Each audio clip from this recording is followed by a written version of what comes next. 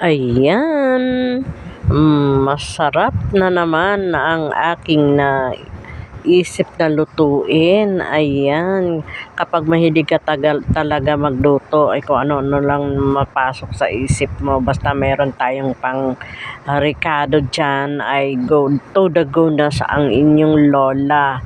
Mahilig magluluto ng kung ano-anong lutuin. Ayan, nakaisip ng glutinous rice leche plan. Kaya ayan, gumawa agad tayo niyan dahil may available tayong milk. Yan na! Ang sarap, diba guys? So yummy. Hindi siya masyadong matamis kasi maganda kung sarili mong luto.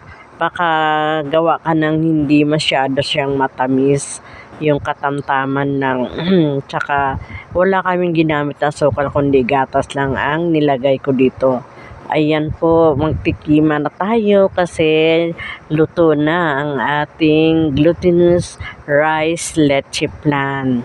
O sa gustong makatikim, pwede kayong pumunta dito sa Ibayo for free tikim. Ayan, so yummy. Ang sister ko ang nagtikim una.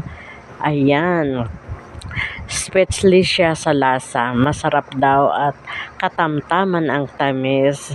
Salamat guys.